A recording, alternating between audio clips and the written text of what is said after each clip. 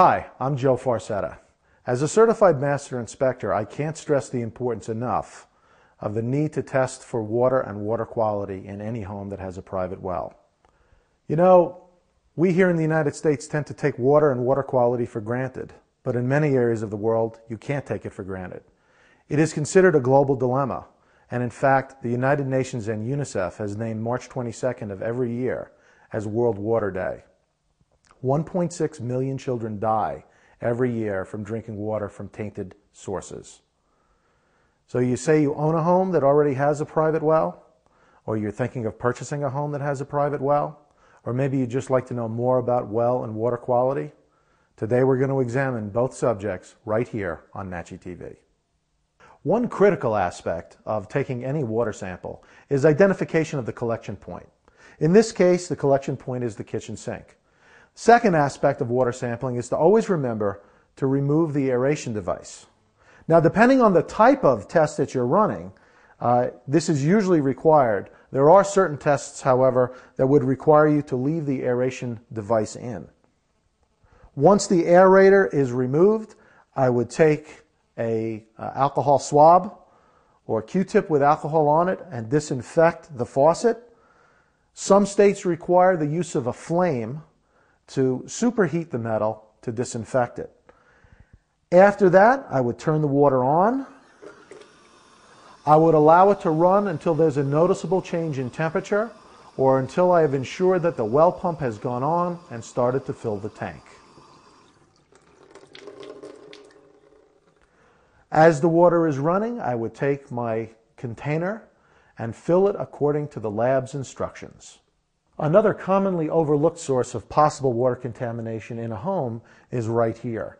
Water dispensing equipment, such as the type seen on this refrigerator, often have filtration devices attached to them. In fact, some homes use whole house filters.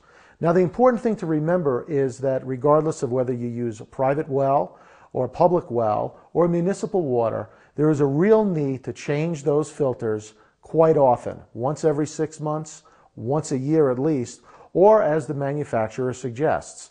The problem is, as the filters become old and do their job of removing contaminants, they tend to raise what's called a heterotrophic plate count, which is the viability of all sorts of microorganisms and bacteria to grow and flourish inside the filter.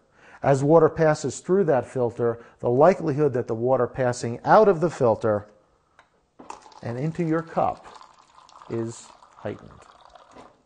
We're out here in the country, and I want to give you an example of what a typical wellhead would look like. Now, what we're seeing here are three basic components. We're seeing the well casing, we're seeing the well cap, and we're seeing conduit which takes the power from inside the house, brings the wires up into the cap and down. This particular well uses a submerged or submersible pump, and that pump is also known as a multi-stage assembly, and it drives the water up from the bottom of the well to the top. Just below the frost line here, there's what's called a pitless adapter. It changes the direction of the water flow, sends it to the house, to the equipment that's inside the house. So a couple of things we do look at first when we're outside is, of course, we look at the cap.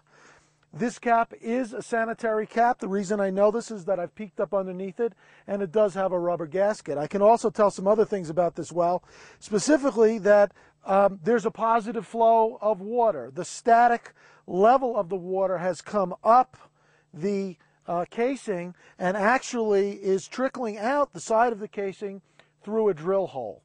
A couple other things we look at while we're out here examining the wellhead is the pitch and roll of the land. What we don't want is we don't want a situation where the area directly around the wellhead is pitched in such a way that runoff can gather around the casing and trickle its way down into the water table and aquifer.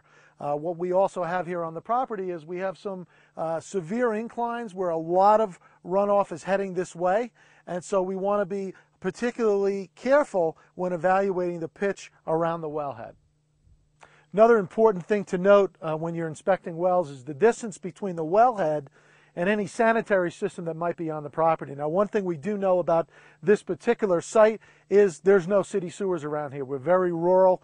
There is an on-site septic tank here with leach field. And what you'll find later in the show is there is a relationship between human waste and how it can affect water quality. So we want to make sure that that distance is maintained and established. In this case, this wellhead is more than 100 feet away from the septic field. That's important to note. That's an important thing to note during your inspection.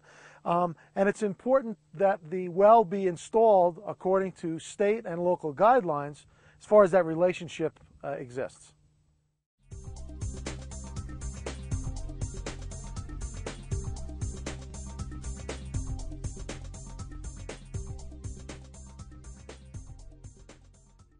Now, there are a few things to keep in mind when deciding which tests you want to run.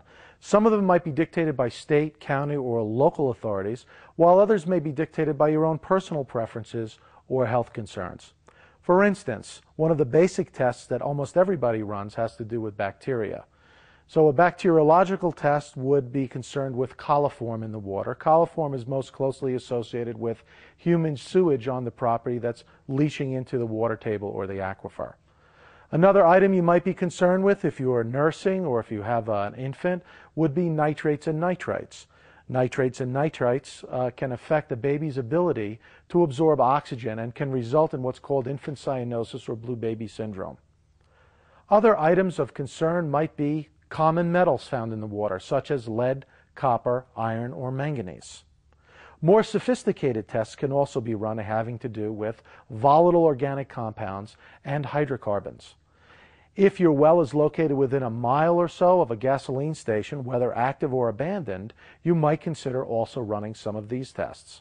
Another important aspect of the testing process is to ensure that the lab where the water samples are being sent has a state accreditation where the well is located.